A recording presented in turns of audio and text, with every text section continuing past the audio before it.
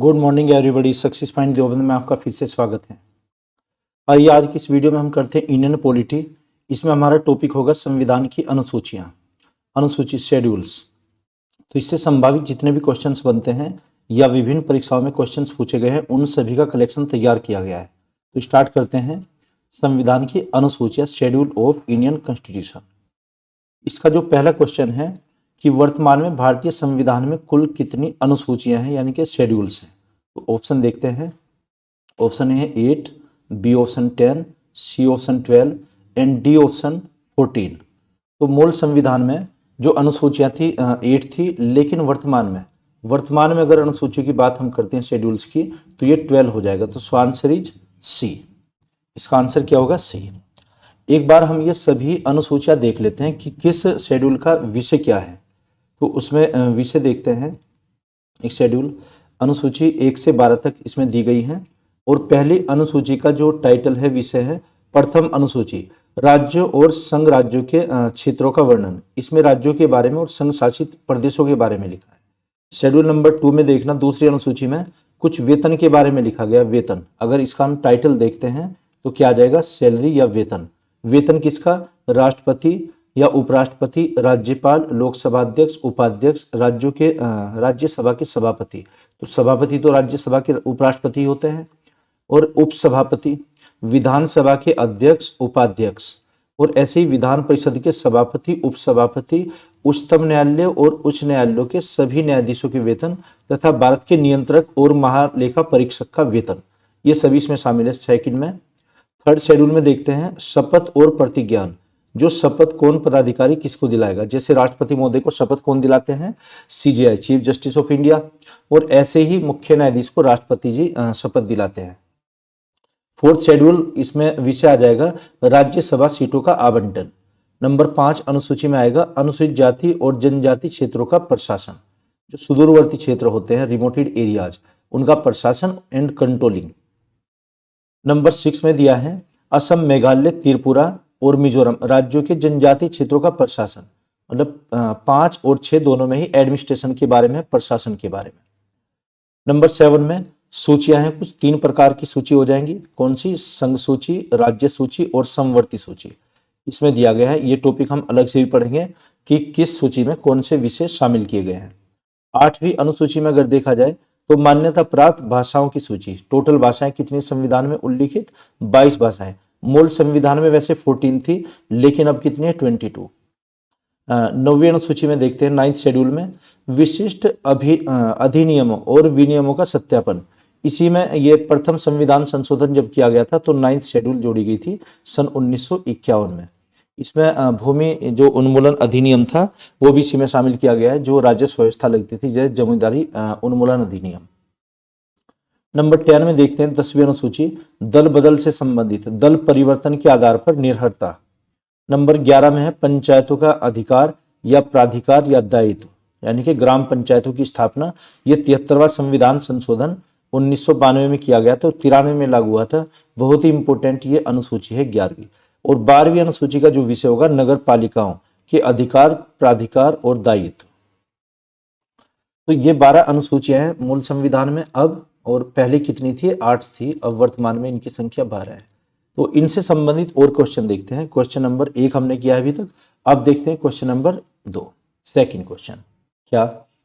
संविधान सभा की प्रारूप समिति द्वारा प्रस्तुत प्रारूप संविधान में कितनी अनुसूचियां थी? यानी कि मूल रूप से संविधान में कितनी अनुसूचियां थी? ऑप्शन देखते हैं। ऑप्शन ए है 6, B option 8, C option 9 and D option 12। तो मूल संविधान में कितनी अनुसूचियां थी? 8 शेड्यूल थी, 8 अनुसूची। So answer is B. Next देखते हैं क्वेश्चन नंबर 3। क्वेश्चन नंबर 3 की अगर बात करते हैं, संविधान सभा द्वारा अंतिम रूप से पारित संविधान में कुल कितनी अनुसूचियां थी? तो अंतिम रूप से जब संविधान पारित किया गया था, जब 26 नवंबर 1949, 26 नवंबर सन 1949 को संविधान ने पूर्ण किया था, और लागू हुआ था ये 26 जनवरी सन 1950 में लागू किया गया था। तो मूल संविधान में कितनी अनुसूचियां थी? तो ए ऑप्शन है 6, B option 8, C option 10 and D option 12। तो आंसर क्या आ जाएगा इसका? B answer 8। सॉरी। नंबर 4, चौथा क्वेश्चन, मूल संविधान में कितनी अनुसूचियां थी? तो यही क्वेश्चन रिपीट हो रहा है, फिर भी कई बार परीक्षाओं में पूछा गया है। तो मूल संविधान में अनुसूची की संख्या थी 8 और वर्तमान में कितनी है? 12। तो so answer is a. Next question number 5, किस संविधान संशोधन अधिनियम द्वारा भारतीय संविधान में 9वीं अनुसूची जोड़ी गई? जो 9th शेड्यूल थी, अभी आपको बताया था कि प्रथम संविधान संशोधन 1951 में हुआ था, फर्स्ट कॉन्स्टिट्यूशन अमेंडमेंट। फर्स्ट जो अमेंडमेंट हुआ था, अमेंड ये 1951 में, इसी के अंतर्गत पहली अनुसूची, ये सॉरी 9th शेड्यूल जोड़ी गई थी, 9वीं अनुसूची, जो जमींदारी उन्मूलन अधिनियम से संबंधित है। तो इसमें आ जाएगा ए ऑप्शन पहला संविधान संशोधन, बी में दूसरा, सी में 7वां एंड डी ऑप्शन है 9वां संविधान संशोधन। तो आंसर क्या होगा हमारा? A answer.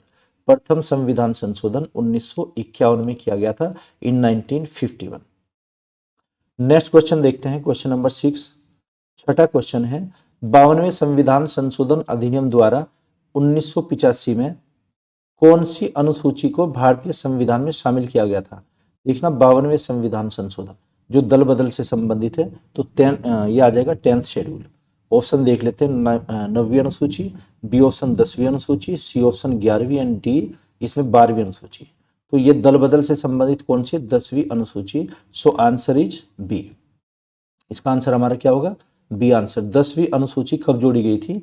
ये सन 1985 में जोड़ी गई थी, 52वां संविधान संशोधन, 52वां या 52nd कॉन्स्टिट्यूशनल अमेंडमेंट। ये दल बदल से संबंधित है। दल बदल, दल बदल कानून क्या होता है? अगर कोई व्यक्ति एक किसी पार्टी के टिकट पर चुनाव जीतता है, या तो वो एमपी का होगा या एमएलए का, किसी का भी, या फिर एमएलसी जो भी हो, लोकसभा राज्यसभा के कोई से भी सदस्य, तो उसके बाद में अगर ये अपनी पार्टी छोड़कर दूसरी किसी और पार्टी में जाते हैं, तब इन पर ये एक्ट लग जाता है दल बदल का। फ्लोर क्रॉसिंग भी बोलते हैं, एंटी डिफेक्शन लॉ बोलते हैं। उनकी फिर चुनाव लड़ने की जो एक शक्ति है, अधिकार है, वो छीन लिया जाता है। नेक्स्ट देखते हैं क्वेश्चन नंबर 7, 7वां क्वेश्चन है, 73वें संविधान संशोधन अधिनियम द्वारा भारतीय संविधान में कौन सी अनुसूची जोड़ी गई थी? 70 जो थर्ड संविधान संशोधन हुआ था 1992 में हुआ था, 1992, और ये लागू किया गया सन 1993 में। ऑप्शन देखते हैं पहले, ए ऑप्शन है 9वीं अनुसूची, बी ऑप्शन 10वीं, सी ऑप्शन 11वीं एंड डी ऑप्शन 12वीं।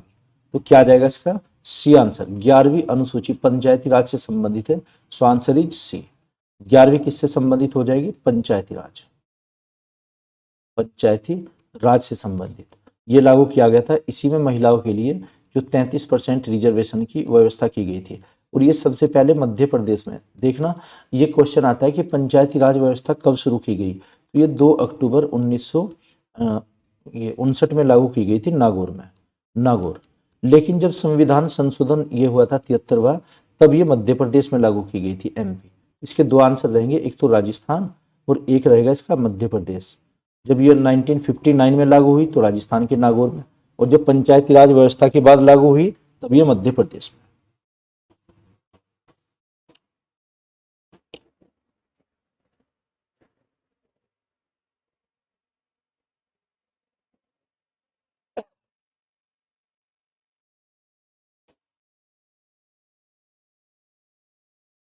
नेक्स्ट क्वेश्चन देखते हैं, क्वेश्चन नंबर 8, 8वां क्वेश्चन है, 74वें संविधान संशोधन अधिनियम द्वारा भारतीय संविधान में कौन सी अनुसूची जोड़ी गई? तो कौन सा है? 74th में 12 जोड़ी गई थी, जो नगर पालिकाओं से संबंधित है। ए ऑप्शन 9वीं अनुसूची, बी ऑप्शन 10वीं, सी ऑप्शन 11वीं एंड डी ऑप्शन 12वीं अनुसूची। तो आंसर इज डी। 12वीं अनुसूची किससे संबंधित है? नगर पालिकाओं से। नगर पालिका, या तो नगर पालिका या फिर नगर निगम, नगर निगम जहां के मेयर बनते हैं, नगर निगम, ये जोड़ी गई थी। Next question number 9, 9th question में, संविधान की दूसरी अनुसूची का संबंध किससे है? ठीक है, जो द्वितीय अनुसूची है वो पहली अनुसूची में भारत के राज्य, दूसरी अनुसूची में कुछ पदाधिकारियों का वेतन, और तीसरी अनुसूची में है शपथ। तो इसमें क्या आ जाएगा? ए आंसर है राज्यसभा में प्रतिनिधित्व, बी आंसर है भाषाओं से, और सी आंसर है शपथ ग्रहण से, एंड डी आंसर है महत्वपूर्ण पदाधिकारियों के वेतन। तो इसका आंसर क्या आ जाएगा? डी आंसर, इनके वेतन से संबंधित। दूसरी अनुसूची वेतन से संबंधित, और तीसरी है शपथ से संबंधित। भाषाओं के लिए आ जाएगी 8वीं अनुसूची, और राज्यसभा की जो प्रतिनिधित्व करते हैं राज्यसभा में सीटों का आवंटन, ये अनुसूची नंबर 4 में। भाषाएं अनुसूची नंबर ये आ जाएगी 8, शपथ के लिए अनुसूची नंबर 3 और वेतन के लिए आ जाएगी दूसरी अनुसूची। नेक्स्ट क्वेश्चन देखते हैं, क्वेश्चन नंबर 10। भारत संघ में शामिल राज्यों और संघ शासित क्षेत्रों का उल्लेख भारतीय संविधान की किस अनुसूची में किया गया है? जो भारत के राज्य है, तो पहली जो अनुसूची है उसमें भारत के राज्य और संघ शासित क्षेत्रों के बारे में उल्लेख किया गया है। तो इसमें देखते हैं ऑप्शन, प्रथम अनुसूची, बी ऑप्शन है द्वितीय अनुसूची, सी ऑप्शन है तृतीय अनुसूची और डी ऑप्शन है चतुर्थ अनुसूची। तो आंसर इज ए। पहली अनुसूची में क्या लिखा है? भारत के राज्य और संघ शासित राज्य, राज्यों के बारे में लिखा हुआ है। राज्य और जो केंद्र शासित होते हैं, संघ शासित, संघ शासित या केंद्र शासित एक ही बात है, तो पहली अनुसूची में लिखा है। नेक्स्ट देखते हैं क्वेश्चन नंबर 11। राष्ट्रपति, राज्यों के राज्यपाल, सर्वोच्च न्यायालय, उच्च न्यायालय और न्यायाधीश, संसद तथा राज्य विधानमंडलों के अधिकारी, राज्यों के नियंत्रक और माल्य का परीक्षक।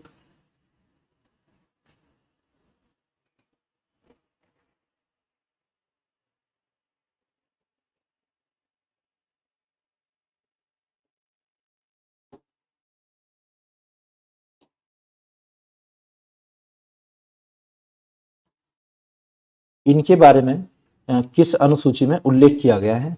तो अभी ऑप्शन देख लेते हैं। पहला ऑप्शन है ए प्रथम, बी ऑप्शन है द्वितीय, सी ऑप्शन तृतीय अनुसूची एंड डी ऑप्शन है चतुर्थ। तो वेतन के बारे में जो सबसे अभी क्वेश्चन भी आया था, वेतन के बारे में जो उल्लेख किया गया है इन पदाधिकारियों के लिए, ये द्वितीय में किया गया है, दूसरी अनुसूची में। So answer is B.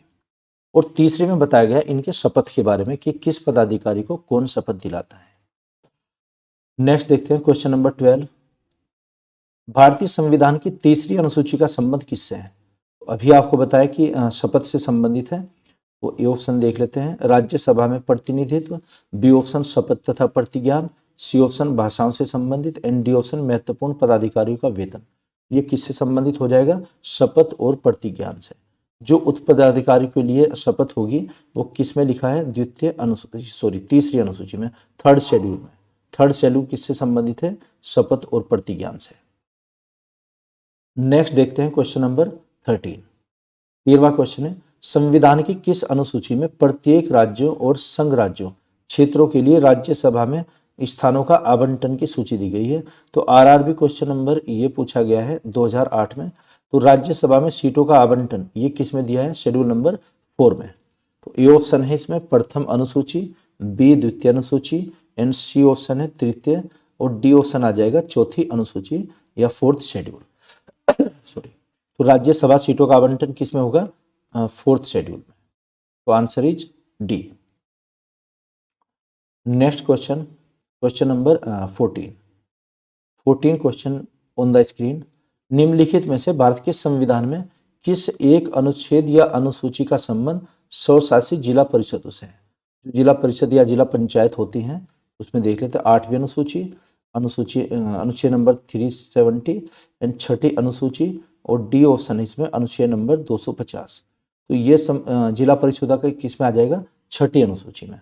इसमें सुदूरवर्ती क्षेत्रों का प्रशासन भी है और जिला परिषदों के बारे में भी उल्लेख किया गया है। नेक्स्ट देखते हैं क्वेश्चन नंबर 15। 15वां क्वेश्चन है, भारतीय संविधान में 22 भाषाओं को राजभाषा का दर्जा प्रदान किया गया है। इन राजभाषाओं का उल्लेख किस अनुसूची में है? तो 22 भाषाएं किस में है? शेड्यूल नंबर 8 में। ए ऑप्शन है 7वीं अनुसूची, बी ऑप्शन 8वीं अनुसूची, सी ऑप्शन है 9वीं एंड डी ऑप्शन है 10वीं अनुसूची। तो 22 भाषाओं के बारे में किस में उल्लेख दिया गया है? 8 शेड्यूल में 8वीं अनुसूची में। तो आंसर इज बी। इसके बारे में जो मूल संविधान में भाषाएं थी हमारी 14 थी, उसके बाद में एक और जोड़ी गई इसमें सिंधी भाषा और 3 फिर बाद में जोड़ी गई और एक 4 सबसे लास्ट में। तो वर्तमान में कितनी है? 22 भाषाएं। एक विदेशी भाषा भी इसमें है, कौन सी? नेपाली। विदेशी भाषा नेपाली हमारे संविधान में उल्लिखित है। जबकि सबसे बड़े राज्य की भाषा राजस्थानी नहीं है, राजस्थानी भाषा संविधान में उल्लिखित नहीं है, जबकि नेपाली है, एक विदेशी भाषा है। तो मूल संविधान में कितनी भाषाएं थी? 14 और वर्तमान में कितनी है? 22 भाषाएं। नेक्स्ट देखते हैं क्वेश्चन नंबर 16। 16वां क्वेश्चन है, भारतीय संविधान की 8वीं अनुसूची का संबंध किससे है? तो 8 जो शेड्यूल है इसका संबंध 8वीं का हो जाएगा। राज्यसभा की सीटों का आवंटन, बी ऑप्शन संघ राज्य और समवर्ती सूची के साथ, सी ऑप्शन है भाषाओं के साथ में, एंड डी ऑप्शन दल बदल के आधार पर। तो दल बदल वाला तो ये 10वीं में आ जाएगा, राज्यसभा सीटों का आवंटन 4 में होगा, संघ और समवर्ती सूची ये भी इसी में आ जाएगा 8 ये 7th में, और भाषाओं के आ जाएगा ये 8वीं अनुसूची में। भाषाएं किस में दी गई है? 8 शेड्यूल में, 8वीं में। तो so answer is C. Next देखते हैं क्वेश्चन नंबर 17।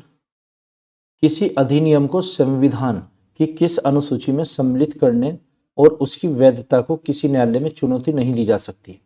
तो ये किस में लिखा है अनुसूची में? 5वीं में, बी ऑप्शन है 8वीं, सी ऑप्शन 9वीं, एंड डी ऑप्शन 10वीं। तो जो वैधता होती है इसमें न्यायालय में चुनौती दी जा सकती है या नहीं, इसका आर्टिकल ये आ जाएगा शेड्यूल नंबर 9 में। और जो 9वीं अनुसूची थी हमने प्रथम संविधान संशोधन जो किया था, फर्स्ट कॉन्स्टिट्यूशनल अमेंडमेंट इन 1951, 1951 में प्रावधान ऐसा जोड़ा गया था, और यही अनुसूची जमींदारी उन्मूलन अधिनियम से भी संबंधित है। नेक्स्ट देखते हैं क्वेश्चन नंबर 18। किस राज्य के आरक्षण विधेयक को 9वीं अनुसूची में सम्मिलित किया गया था? तो 9th शेड्यूल में ये देखते हैं। ए ऑप्शन है Tamil Nadu, B option Karnataka, C option Uttar Pradesh, and D option Odisha. तो 9वीं अनुसूची में आरक्षण विधेयक तमिलनाडु के लिए दिया गया है, तो ये किस में आ जाएगा? Answer is a. और 9th शेड्यूल कब जोड़ी गई थी? सन 1951 में। देखना क्वेश्चन कई बार ये रिपीट हो गया 9th शेड्यूल का। नेक्स्ट देखते हैं क्वेश्चन नंबर 19।